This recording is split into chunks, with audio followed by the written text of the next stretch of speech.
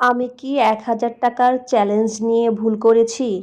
Hello, আসসালামু আলাইকুম বেডি আলিম এবং বেডা আলিম।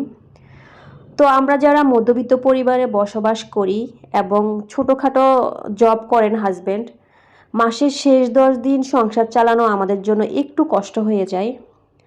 আর হাসব্যান্ডকে যখন বাজারে পাঠাই ৪-৫ হাজার টাকা নিয়ে, তখন উনি দামি দামি মাছ মাংস কিনে নিয়ে আসেন। আর বাকি বাজার করার কোনো খবরই থাকে না। সেই জন্য আজকে রাগ করে নিজে ১,০০০ টাকা নিয়ে বের হয়ে গেলাম এবং ওনার সাথে চ্যালেঞ্জ নিলাম যে আমি ১ সপ্তাহের জন্য মাছ মাংস কিনবো এই ১,০০০ টাকা দিয়ে। তো যেই কথা সেই কাজ, চলে আসলাম মাছ বাজারে মাছ কিনতে। আমি প্রথমে কই মাছ নিয়ে নিচ্ছি, আর এটা হচ্ছে চাষের কই মাছ। এই কই মাছটার দামটা একটু কম আছে, যেটা আমাদের জন্য খুবই হেল্পফুল।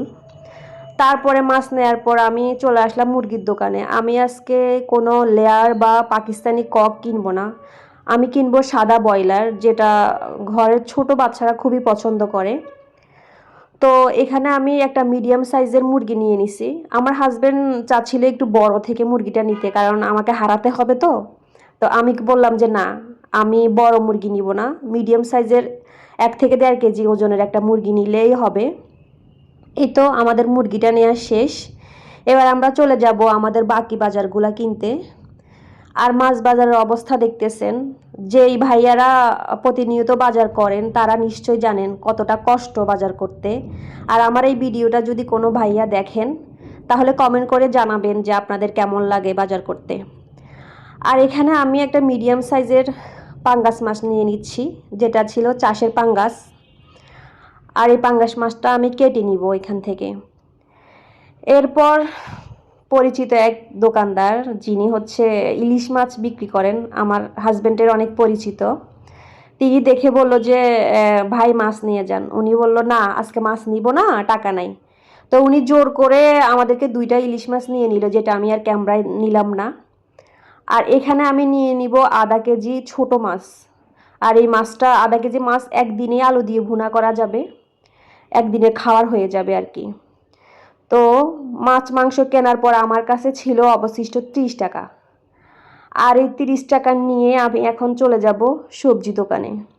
আর এটা ছিল আমাদের পরিচিত একটা সবজি দোকান, যেখান থেকে সবজি কিনতে এখন টাকা দেওয়া লাগবে না, পরে টাকা দিলেও হবে, কারণ ওরা আমাদের অনেক পরিচিত। তারপরেও আমি এখান থেকে কোনো সবজি কিনি নাই। এরপর চলে আসলাম আমাদের এক বড় ভাইয়ের মুদির দোকানে, যেখান থেকে আমরা গ্রোসারি আইটেমগুলো সবসময় কিনি।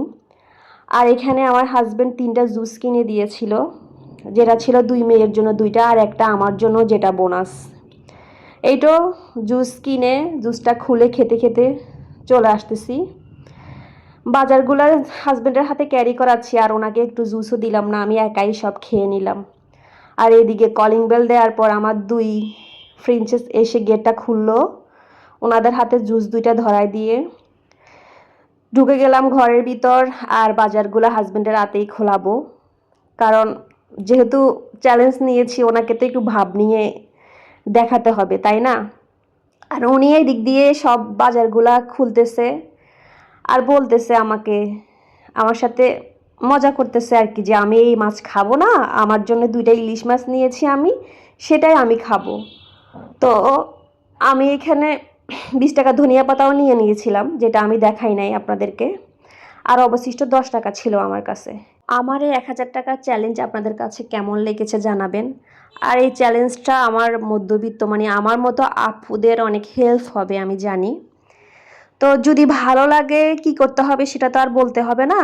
সবাই ভালো থাকবেন, আল্লাহ হাফেজ।